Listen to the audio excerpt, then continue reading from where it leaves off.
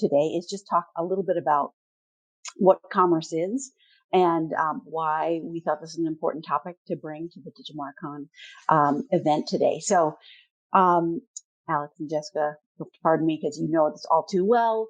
But of course, for those of you who are in the room, or room, I should say, commerce is a burgeoning function for many marketers, and it's an absolute necessity in today's environment. So, I'm thrilled, of course, to be today here with you both because you're in an elite, growing field of practitioners and leaders.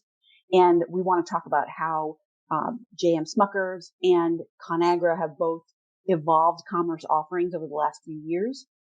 And I wanted to start with also, what do we mean when we say commerce? And I'm purposely leaving the E out of this definition because commerce is anything that results in a sale. So it doesn't have to be online only. And certainly in our worlds, it's become very clear that it is both. It is anything and everything from an omni-channel perspective.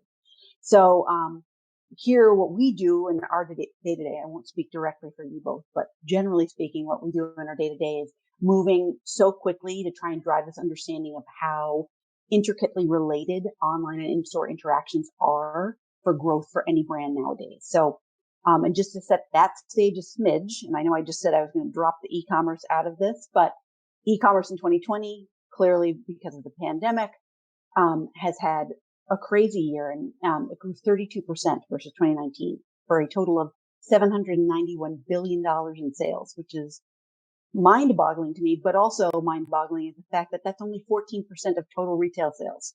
So super big, super huge growth potential, but it's still just a smaller slice of the pie, which is why it is such a burgeoning thing. So, like I said, we're here to talk on a panel, not just to hear me talk. So I'm going to dive right in and talk to Alex and Jessica about my first question I have for you both, and I will ping pong between us. I know obviously we've orchestrated this a smidge, but I will remind you who's coming next. So first question. Both of you have witnessed a great deal of industry change in the last 3 years. So what are some of the most surprising changes you've seen, both from a retailer and a consumer perspective? And we're going to start with Alex in this one. Great. Yes. All right. So yeah, I'm actually not too surprised with anything, as this pandemic has really just accelerated trends that were already happening. Traditional retailers knew they needed to catch up with the game changer Amazon, who was really an evolved retailer, but now, as we're seeing today, is shifting to brick and mortar. And a media growing giant. I believe I just saw 10% of all digital sales now go through Amazon, or digital sales. I mean, digital ad sales. And then consumers really already were shifting more and more into the e-com space. But this pandemic has forced more people to look for online options, like places like Instacart. And finally, the media landscape was already shifting to a more digital focus. But again, this trend has just accelerated through the pandemic. We're seeing staggering numbers of streaming platforms. It seems like each week we see a new streaming platform enter the marketplace. Discovery Go, there's Peacock, all of the major HBO Max. And then social also increased usage over the pandemic. Things like TikTok, Snapchat, Instagram, all being huge players and getting more and more attention to them. And then even the audio and podcast landscape, more people are listening, tuning in. You hear about Spotify. Amazon has entered in the fray of podcasting, then versus the more traditional players like linear TV and print. So it's just really accelerated the trends that we were already seeing.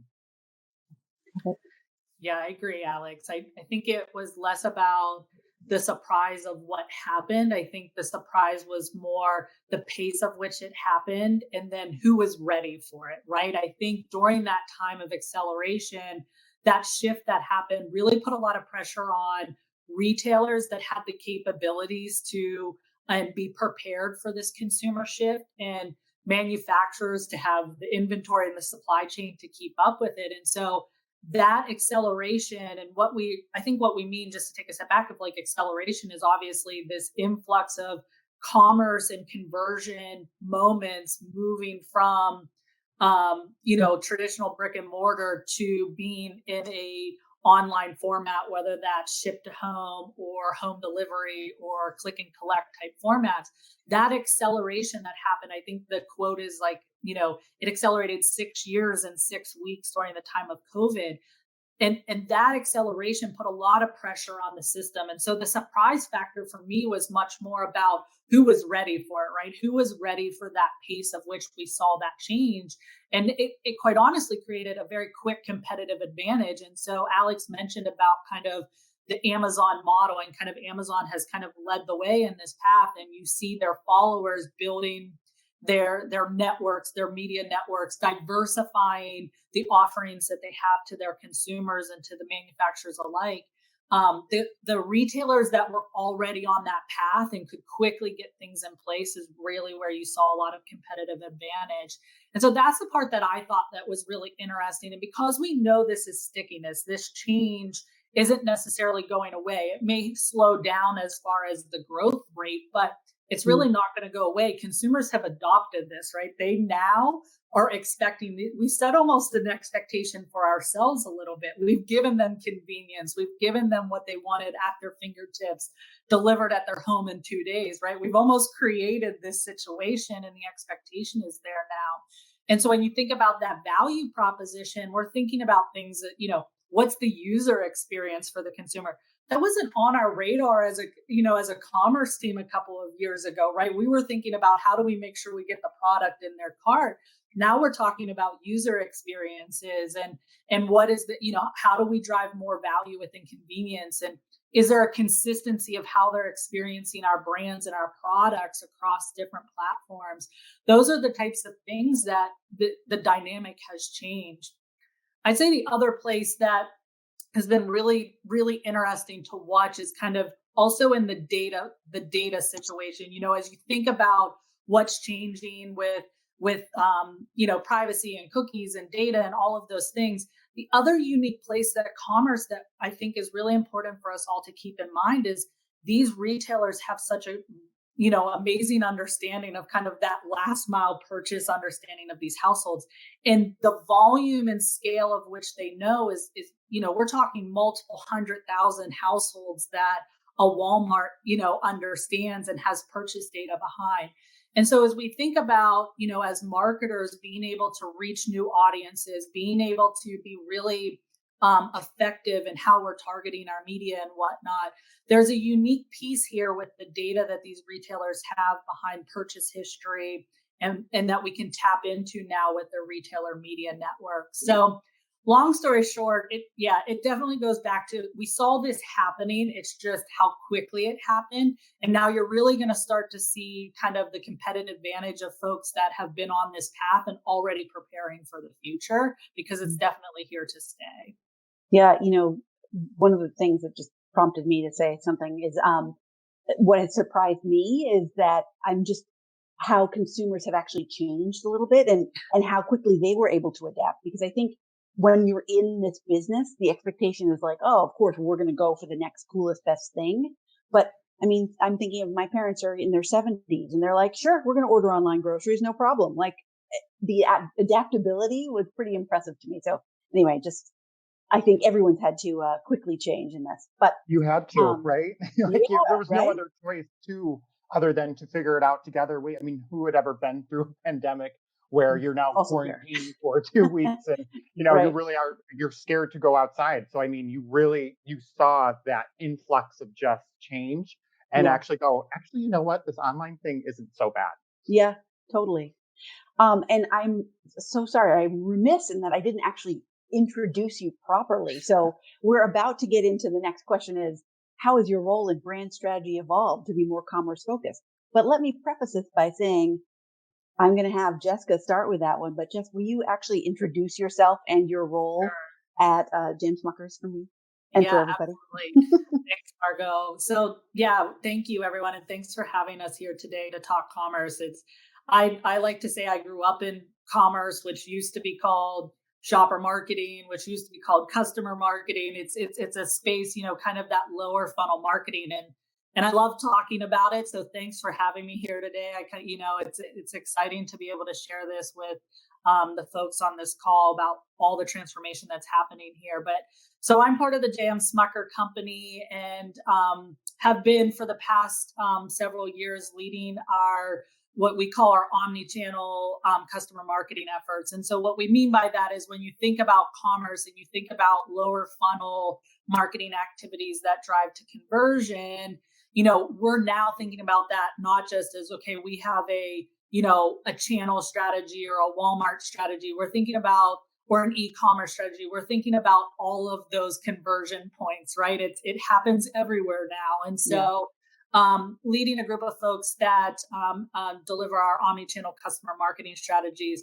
But what's unique and part of the question around kind of how it has changed is, we as a group used to be kind of like this separate group that, okay, we focused on conversion, we focused on shopper marketing, and now we're part of an integrated group at Smuckers called the Integrated Consumer Experience Team, because when we think about all of our consumer touch points, we truly are thinking about the full funnel, right? And so I don't know that my role has necessarily or the job has necessarily become more or less commerce focused. We've always had an emphasis on that. I think it's what has changed is how we are integrated into the total strategy and integrated into the media, into the total marketing strategy. And so where, we think about, okay, we used to do media, we had digital and we have commerce. Well, now we're all one thing, right? Like everything is media, everything is digital, and everything really does have the opportunity within the journey to drive to conversion or drive to commerce. And so rather than kind of having separate siloed initiatives or strategies, we've really brought that together. And that's been the step change for us at JMS, is thinking about that total integrated experience for our consumers, and commerce being a very key part of that. So not more or less, just much more intentional on how we're integrating it across all of our media and digital efforts. Got it. And Alex, how about yourself? Introduce yourself, please, first. And I apologize, I didn't do that before. You are totally fine. So yeah, I am Alex Birchmere, and I'm the director of media at Conagra. And then when you hear the word media, you kind of automatically assume that, oh, I must be in charge of all the stuff, on TV and like all those upper funnel awareness driving tactics that really drive the consumer to the store and all of that. But no, truly, it says director of media, but I don't think that fits what everything that we do. And maybe a couple years ago, it was more traditional media channels. We were doing all of the social, all of the TV, all of the, it was that. But now where we have come is it is completely a commerce focused thing. We are now measuring channels based off of commerce metrics, where we typically were always thinking, hey, we reached a lot of people and it was very efficient for us. Well, now that we're able to get back more and more data from our retailer partners, it's like, was that actually reach meaningful? Was that, was showing that TV ad 10 times on that one show actually driving any conversion? So we've really kind of rethought and kind of imagined all of the media channels that are at play, because at the end of the day, they're all reaching someone and they have the chance to convert. So we do need to be thinking about the commerce and landscape, and e-com has been a part of our practice since I started at Conagra. So making sure that anything that we do, whether that be on our own websites, on Ready, Set, Eat, or recipes, anything is shoppable, and that we're driving to those shoppable pages has been something that we've made sure we're really making an effort on.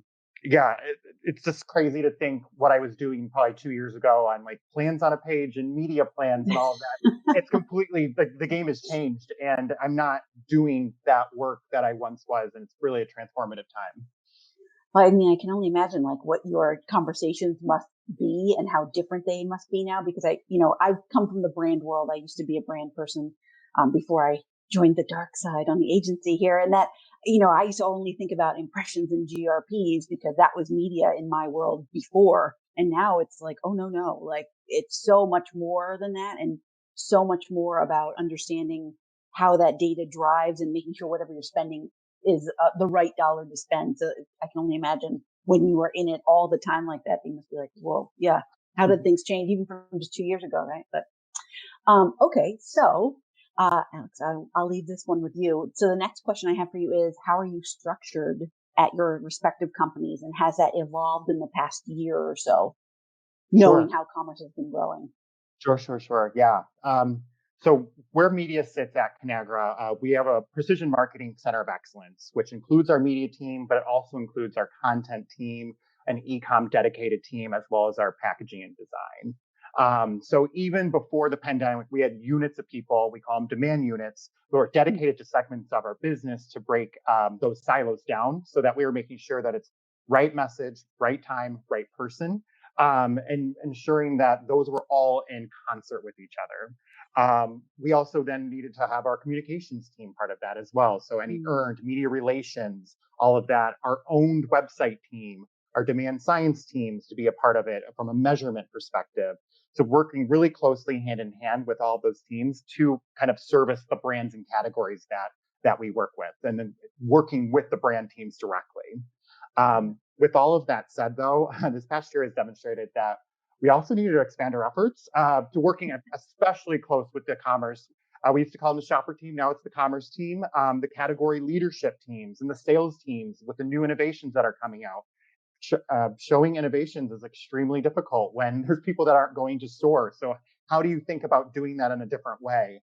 And also, I can't be remiss, but working maybe with the most important team that I never had worked with before, which was the supply chain team, um, because we were coming into a situation where we didn't have the product on the digital or physical shelf at times.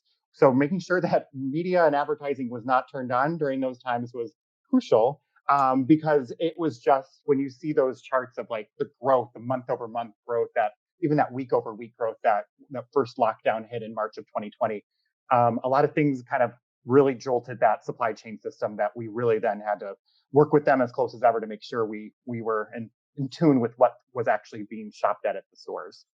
Yeah, I mean, and amazing too, right? How much you are going to have to be able to adapt to what you need to concentrate on. Because who would have guessed that you're going to have to worry about supply chain when you are the media guru? So that's the world of commerce right there. All right, Jess, what would you like to say? What What's I your love answer? about this conversation and getting to know Alex is that, Alex, you came from this like media place where 2 years ago you were obviously working on, your big reach campaigns across your media and driving efficient media. And I was in the other, I was in that black box shopper group that was kind of just over here doing their thing. And we've both, in our separate organizations, we've seen this transformation of like bringing these things together, right? Yeah. And so, in my space, retailers and retailer media, I mean, these are media publishers. They're not just retailers. And so when I think about traditional shopper marketing and I think about even traditional shopper marketers, like as a talent and as a people, it's a unique marketing group because we think like marketers, right? We have an objective. What are the strategies of which we're going to engage with our consumers? How are we going to connect? What is that message?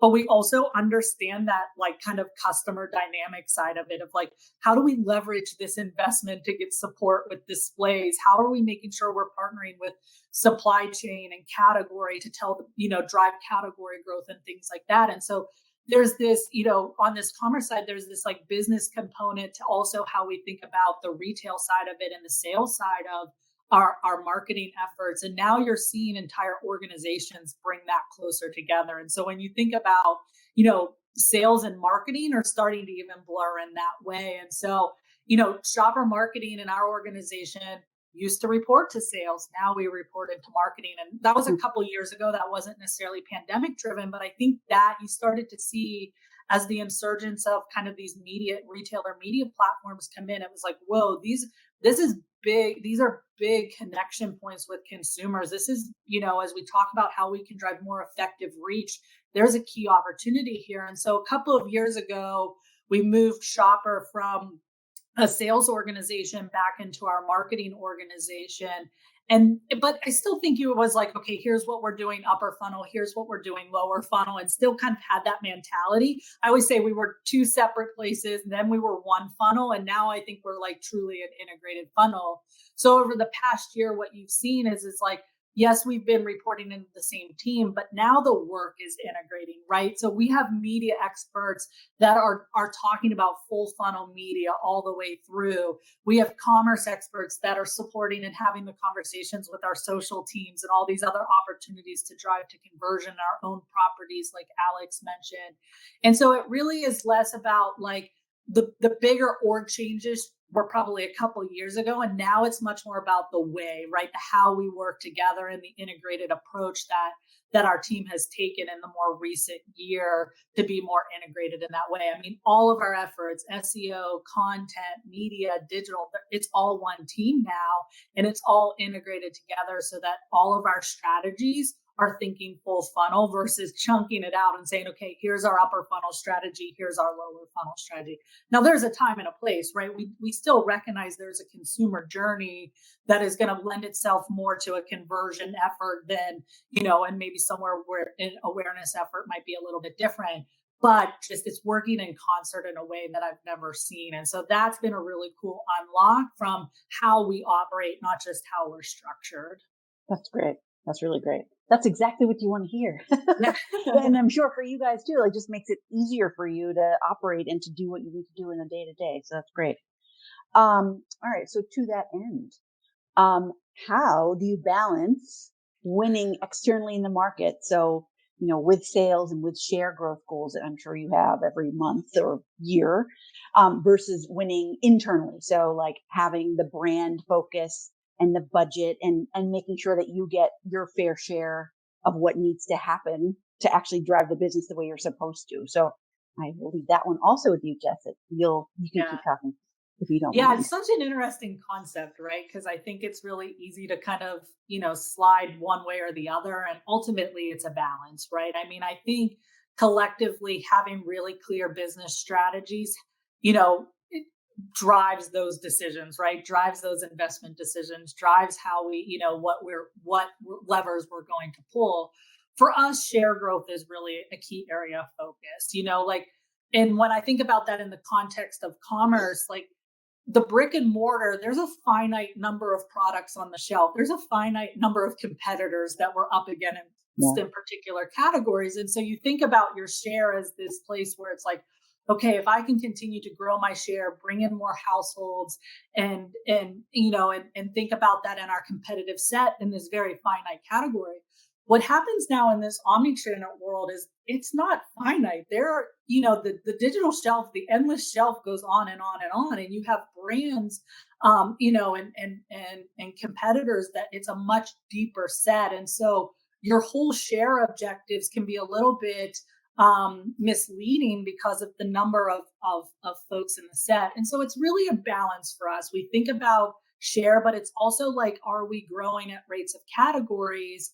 And if we're not, why is that? And so that sometimes helps influence our internal conversations as well. Like, okay, like it's not just is our whole share number where we want it to be or growing at the rate that we want it to be, but are we getting the growth of the category that we want to be having as well? Because that's ultimately where those new households are coming in, increased consumption is coming in. And that really helps us tell a story internally of like, okay, this is maybe where we need to lean in a little bit more in the lower funnel, or maybe, hey, we have a really good base there and we need to just continue to drive maybe awareness. And so I think it's a little bit of both, right? And if you can use the external factors, it really can inform that internal conversation and that internal decision making with investment strategies. Awesome. Okay, Alex, how about you? Yeah, I totally agree with everything that Jessica just said.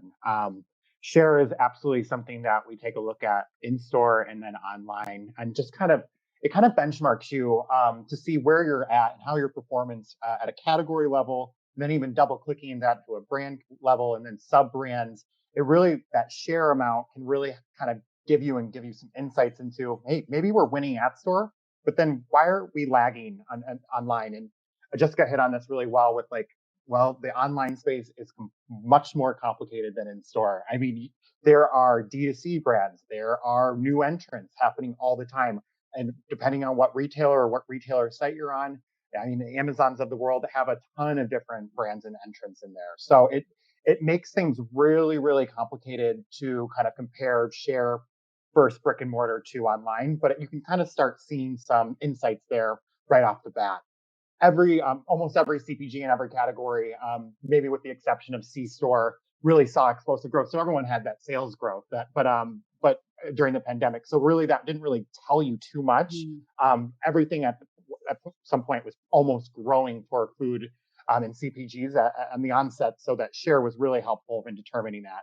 It also helps us determine on just what Jessica was saying too, of where to play or who needs to play. What categories are we lagging behind that might need that extra boost of support? We know in the e-com space that, staying in that top line of that digital shelf is absolutely crucial for you to just even have an insight. No one's going to page 2 or 3 of that page to go look at stuff. Some people are, but not for the most part. You need to be in those top placements.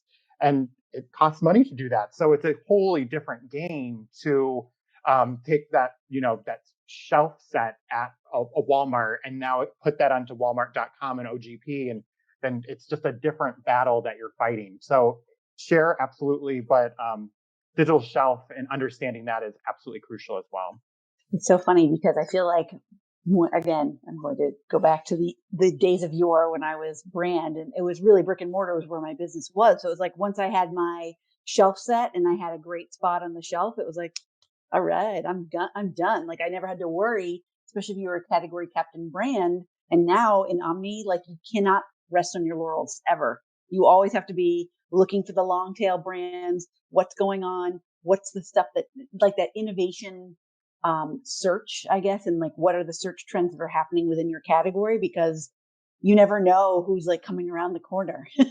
So, I mean, it's kind of exciting, also a little nerve wracking, but like it makes you be better. It makes you be very on the ball because you can't just be like, well, I mean, I'm the share leader. You are today, but who knows, right? So anyway. Well, I love the analogy of like, think about somebody in a brick and mortar store, a competitor going in and taking their product and putting it in front of all of your facing. Yeah. I mean, that's truly what's happening when people are buying branded terms, right? They're literally taking their product and putting it in front of your product. You're totally right. And so it's exciting, but it's also terrifying for those of us that are playing that game daily. And the other interesting thing that I just wanted to bring up, and I think, Alex, you mentioned it earlier in the conversation, is innovation, right? Just think about launching new items in this dynamic. And if everybody just takes a moment and even reflects on how they shop these spaces, I mean, it's very habitual now, right? Like just they give you, this is what your cart was in the last time. Like, I mean, I know me, like that's like the greatest thing ever. And I'm just like add, right? I'm not even thinking about it. So when you're a manufacturer and you have this really breakthrough innovation that meets a new consumer need, how do you get through? And so it also has created some really unique dynamics when we talk about that kind of integrated full funnel investment strategies of like where you lean in on innovation support to kind of break through and actually get trial in places where that wasn't as difficult. It was like before it was like, okay, I'm going to go get that end cap and get that incremental display to drive that impulse purchase on innovation, and how you do that now looks very different. And you have to work really tightly with your awareness driving and your education and your consideration elements of the funnel, or else your innovation is just going to fall flat because of that habitual nature of this space. And so it's like every component, there's just like another consideration and within commerce. And that's just another example of that. Yeah. Actually, thank you for that, because that is going to lead right into my next follow-up question for Alex. So thoughts on branding versus sales in commerce. So we just are talking about innovation and how much you need to drive that. So give me your thoughts there on like, how do you split the difference? What are you thinking when you're in your meeting in work and you're like, oh God, what do I concentrate on first? Yeah, I don't know if it's like a branding versus sales thing. It's like a branding and sales, right? Like it's not like you can do one really well without the other. You kind of need to know what the right hand and the left hand are both doing to be able to drive sales at the end of the day. If everyone knows about your product, but then you're not closing the deal on at digital shelf, they just might not even be thinking about it. There's so many things on our minds and we're so scattered all the time on just everything. So it's like you really do have to continually have that mental availability. But not only that, the physical availability is what we often talk about too, of showing up on shelf well in store and online. So really, to me, it's both. And you can't really it's like choosing your two sons or two daughters. Like you need both of them to make a really, really good, compelling media plan so that people know about you, A, and then B, when they do know about you, that they're able to shop you. And then to Jessica's point earlier, getting into that purchase, getting that first purchase, and then getting in, and like that's where I start on my Amazon Fresh order. To be honest, it's like, where did I actually start last time, and like what do I need, and I start there. Once you can get in that basket the first time, there is research that shows like you are then getting stickier and stickier as you go there. So it's a really good point that she brought up. Yeah. Jessica, do you want to add anything to that? I mean, same, right? It's both. And I have like a really terrible like golf analogy, and I don't golf, but like one is the long game and one is the short game, right? Like one gets you to the hole, to the green, the other one gets you in the hole. And so it's critical to have both. And the payoff on both is also the time period, right? So one you're going to see over time, right? If you do that continuing to build brands and build that brand love, like that takes time, right? Like it takes time to get that awareness and go from awareness to brand love. And so you may not see that payoff. And so I do see, some tendency to be like, oh, let's go to, commerce, or let's go to that sales side of it, because you see the results a little bit faster and people like that instant gratification, right? Feels good to all of us, but it truly is both of them. And if you just focus on kind of the sales part of it and the activation part of it, you're losing sight of the larger brand building opportunity and kind of that longer game that you might be missing out on. So it really does have to be both, but it takes discipline to have that balance. I've seen it many times, especially maybe on smaller brands that don't have, the big, great budgets, like wanting to make those trade-offs. And it really is finding that right balance of both. Yeah. Yep. All right, I'm going to switch gears just a smidge. What do you find to be the most valuable metric internally, and why? Alex, you're up. Sure. Jessica, I love the golf analogy. I'm going to steal that one. But a metric, yeah, there's a few here. So it's hard to like pinpoint it at one, but I will get to one at the end here. But what we really try to do is two sides of anything that we do in marketing is look at the efficiency of something. So regardless of what tactic you're doing, whether that's even in store, if that's online, if that's TV, we're looking at the efficiency play first and foremost. How many people are you reaching, and what did it cost you to do that? And then coupling that with the effectiveness metric, or what is the business impact that reach actually got you? I mean, it could be great that you were able to cheaply reach so many people, but that did actually drive any business impact? Really makes you start questioning and thinking about some of the channels that we might play in and go, it isn't really doing much. And it's actually, it was TV, is it as effective as we once thought it could be? I mean, it was a very efficient reach driver, but was it really getting, that brand love that Jessica mentioned earlier? Or was it even getting mental availability? Was anyone even paying attention?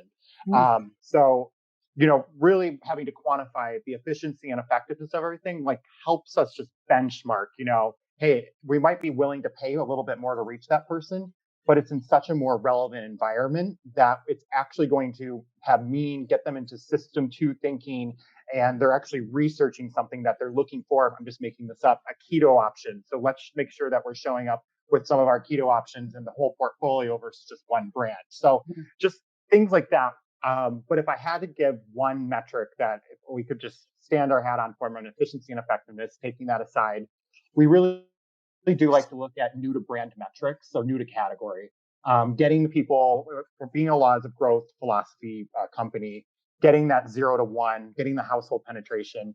That is what we are trying to drive and aspire to, given that we don't really think brand loyalty exists. So that is just one of, if I had to point to one, that would be a clear indicator of if our media and all of our tactics and strategy is working, if we're getting more people into our brand and categories. Got it. This is my Jeff. Yeah, you go for it. This is my favorite question, my least favorite question, because I feel like as like I want to like give you a really complicated answer, but and then like but I'm trying to avoid that. But like because it is a little bit complex, and the reason it's complex is because a lot of what we focus on is also like what are the barriers that we're up against right now. And so particularly in our space, like we could be seeing trends where, we have a challenge with an upsize with private label or something like that.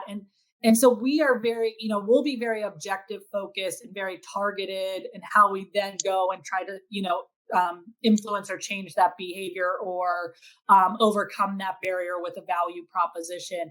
And so my metric is going to be very tied to the initial objective of the opportunity. And so to get to that singular, like one metric is really hard for me because, like I said, it's like I feel like almost each effort that we have, there's a unique objective and a unique barrier that we're trying to address. And my metric and my KPI for success is kind of ties back to that. But if I'm going to go at the 10,000 foot level, I mean, it's certainly very similar to Alex, and we're looking at changes in household buying, right? So yes, we're looking at marketing, we're looking at media metrics of like, did we get the right reach? Are we seeing the call to action or the click through rate that we're looking to get from the particular consumer? And looking at those performance metrics are certainly important to us. But brass tacks, it's like, are we seeing changes in household buying? Because if you continue to kind of like, if we go back to that fair, getting your share of those new households coming into your brand, the habitual buying, they're going to, you're going to be able to see some longevity and see some loyalty from those consumers. And so that's, I'd say, is like our end all be all, is looking at households buying and making sure that we're continuing to grow that base of our penetration. But there's so many nuances to that I could talk about for an entire day with this group that I won't. But thinking about the barriers of which we can try to solve for, and the metrics that help us identify, did we do that? Was this investment worthwhile at trying to overcome some of those barriers? Yeah. For those of you listening in the room, if you haven't already like just internalized that, like this was a big step for me to hear that it wasn't ROAS. Like this is truly, you guys are thinking for your entire funnel and you're thinking long term. So that's awesome, because I know that is for the digital marketing commerce person, bane of their existence. It's so important. It's so critical to know, did the sales actually happen? But it's so great and refreshing to hear how you guys are starting to evolve and have evolved that, yes, it's important, but that you're thinking beyond, because you want to drive, you don't want to drive like, great, that campaign worked, wonderful, but are they coming back? Are these people new? How well did it really truly work? And how well did my marketing work? So that's really cool to hear. Anyway, I had to toot that non-ROAS horn for a hot second there. All right. So the last question I have that we have prepared, unless we have any in our Q&A, I'll check in a second, is, so Jessica, why do you think that your approach to commerce, and I will say the collective not just you, I won't put it all on you, it's a lot of pressure, works for your business? Why do you think that? Yeah, thanks for the question, because it actually, when you posed that question to us previously, I was like, oh, that's like such a sweet reflection point for us, because I feel like we've over the past 2 years just been go, go, go in this space. And so it was nice to even just take a step back and reflect on, okay, gosh, what is it about this that's working, and why are we, successful in this space? And, my answer is probably twofold. I'd say first is this integrated first, function second. And so I use that terminology because that's something that we've adopted as we've gone through this transformation of kind of media, digital commerce to being one holistic, integrated team, is really changing our behavior of how we think about our marketing strategies to be integrated first, function second. And certainly you have discipline expertise and subject matter experts, but we've really changed how we think about our total consumer journey and our strategies that address them of being integrated first. So I think that's probably the one that has been at the core of our success over the past year. The other one is the people. And like, I know we're on an audience here with a broad range of folks from different industries and but we've really found really talented marketers that understand that dynamic of business performance and marketing performance. And I think that's a critical factor in our success. And in this space anymore, you can't just look at, okay, did my click-through rate increase the way that I wanted it to? It's, did I do that? And did I drive business? Did I drive sales? Did I deliver those things? And so having the right talent pool of marketers that understand the business side of it and the marketing side of it and bringing that together has definitely been a point of differentiation for us and a huge contribution to our success. Awesome. That's nice Yeah. to hear. We'll make sure they hear that eventually, right? Alex, how about yourself? Totally. Yeah. It was a good reflection question for sure, because I mean, I feel like some days and some weeks, the weeks just fly by and you're just like, oh my God, like what happened? And by the time you know it, we were already in 2021. It was just like, oh my God, 2020 just flew right by. Yeah.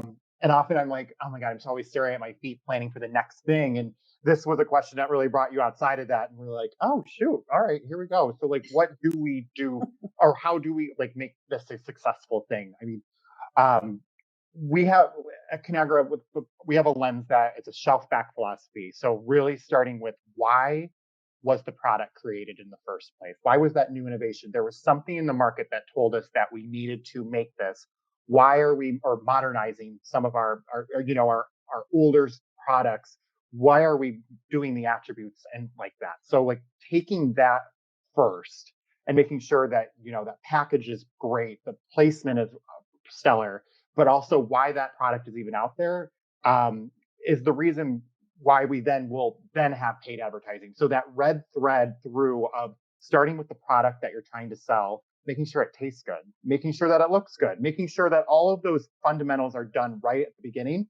And it's almost that it will sell itself at some point because you're making products that people actually want to buy. So really thinking about it and starting there, and then the advertising piece of it is almost simple because you literally have now that those like reasons to believe and all of that already there, with the pent up demand of people wanting, maybe modern health attributes or keto friendly options or anything like that. Any of these signals that we see, and making products that people actually want, kind of makes it a little bit like it simplifies it for you if you just start there and then build your way out to, okay, now we need to get 70 million households to buy. How many people do we need to reach? All of that. So starting at the shelf and then working your way back has been kind of a successful thing for us.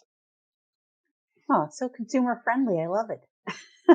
That's the key to what we do, right? You Right. make sure that whatever you're making is really what appeals to them. All right. I don't actually see any questions from the room, so I will leave us on one last question for kicks, which is, let's see, what's the last thing that you have purchased online? That's always a good one. I'll give you a moment. I will tell you, I'll start because I was prepared in my head. So my son made some birdhouses. So I bought like big crazy stakes that you put in the ground in the garden so that you can hang a birdhouse, because everything's storable. Amazon, that you're like, sure, where else would you get a garden stake to hang a birdhouse? So there you go. That's one. Either one of you want to hop on there? Decide? I became a new mom during COVID, and so which Oh, is goodness. what's such an interesting time to Oh, become yeah. a new mom. And my daughter is starting daycare for the first time next week, which is amazing. She's ready, I'm ready, and I have blessed to work for a company that has been so supportive of us over the past year with kiddos in the background screaming and whatnot. But long story short, this like whole thing of like having to prepare for daycare is like a whole different level that I'm not ready for. And like labeling socks. So I bought labels this week, this week, because I'm like, I'm now labeling socks. This is where I'm at right now. You So have to stop somewhere.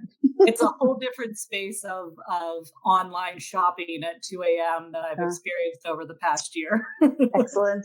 Oh my goodness. Oh wow. And good luck to you guys then for next Thank you. week. So, Alex, how about yourself?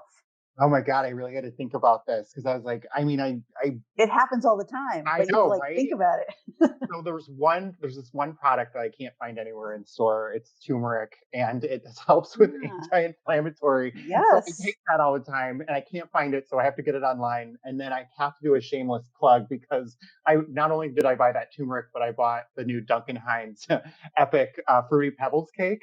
Oh, That was that I couldn't also find in store because it's brand new, and it's hard to find new innovations in stores sometimes. So yep. I did that as well, and it's highly recommended. Oh, awesome. Awesome on both counts. That's so funny. Thank you guys both so much for your time today and for agreeing to appear on this panel with me. I really enjoyed talking to you and preparing and getting to know you both a little bit. So thanks again.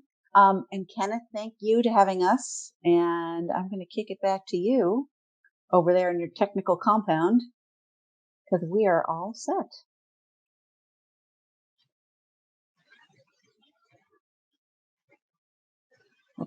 Coming back. Think.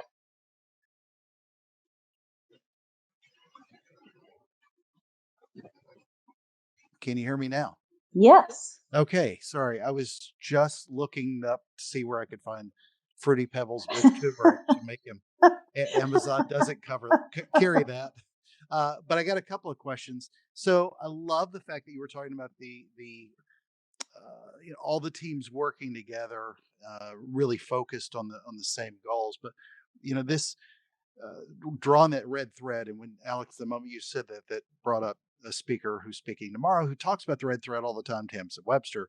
That's a lot of things, but really drawing that line through the funnel all the way through.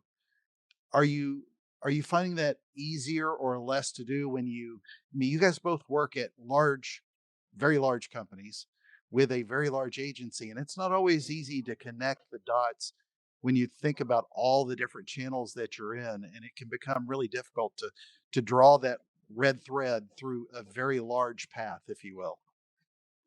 Oh yeah. I mean, I think it's easy to probably work maybe glorifying a little bit, like simplifying all of this, but there is so much work that goes behind the scenes. Yeah. I don't Smuckers, I don't know how many brands are over there, Jessica, but we have about 80 to 90 brands. The amount of sublines below that, the amount of categories that some of these brands are in, and over some of them being over $1 billion.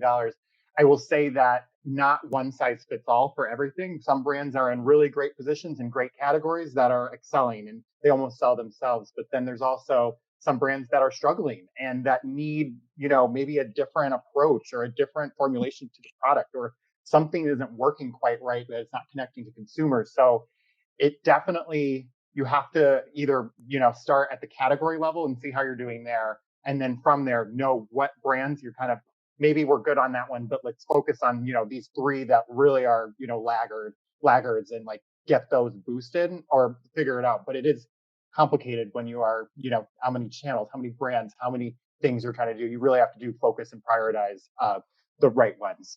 Yeah, Jessica, how about you? And then I've got a follow-up question. Yeah, I think absolutely what Alex said. I mean, we were trying not to scare everybody on the call about how complex it can get, but I think one, having some really clear, structure and how we organize to be integrated has helped. And then two, our business strategies, right? Like to Alex's point, it's not all one size fits all, and so we think about what our business strategies are for each of our brands or in our categories, our business units, and there's different roles that our portfolio of brands play, and there's different challenges that they need to overcome. And so it's not like this massive lift is happening on every brand and every campaign, and it's certainly very intentional based off of the business strategy. So then another question. I think this again was such a fantastic discussion when you think about the disruption with traditional CPG marketing. And I'm kind of curious because I was looking through some of the brands again with both of you. I mean, if you think about brands like Boom Chicka Pop, wasn't there 20 years ago. It's not a 50-year-old brand. I was looking at some of the ones on the spreads, the peanut butter type spreads that Smucker's has. A lot of the flavors and products that you come up with today might be organic or gluten free or all these health things that we think about today. Do you think that works to your benefit or against you, being that you're in a large organization? Because some of it is scale, but at this, sophistication that you understand. But other times you're competing against the next boom chicka pop that just got invented 2 weeks ago, and ended up on Shark Tank. Right. Well, yeah, and we bought Angie's, I want to say 4 or 5 years ago Yeah. because of that, Yeah. our legacy brands of Orville, Redenbacher, and Act Two, sometimes it's easier not to create them, but to buy them when you have that portfolio size. And if you do own some categories and a new entrants do come in, sometimes merger and acquisition it's a tool in our toolbox that we definitely can use as the size of our business. So but and then to your second point, modern attributes, I mean, that is the key to all of like making sure that we're changing with the taste of the consumers.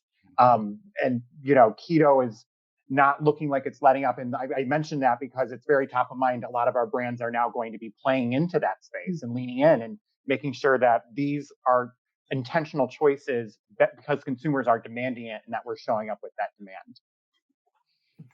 Yeah, agree. I think it's certainly a high priority for our innovation paths, and as we think about the evolution that the consumers are going on. I mean, you bring up keto, and we talk about the consumer. One of our consumers at Smucker's is our fur babies at home too, and thinking about the evolution of pet parents and all of the different innovation that's happening in those spaces. And so we're certainly thinking about that from where we evolve and take our brands, our established brands, but also to Alex's point on kind of what are some of those up and coming areas that we should be tapping into. So it's a major priority for us. Alex said it best when he talked about if you have great products that people want to buy, your job is a lot easier. And so keeping an idea of what's going on with those trends and continuing to build products and brands that our consumers want is our number one priority. Yeah, well, fantastic discussion. And to anybody in the audience, if you have a recipe for turmeric and Fruity Pebbles, Fruity Pebbles, find Alex. But Margaux is a great panel. You're a fantastic moderator as well. I really appreciate Great. everybody coming today. Thanks for having us.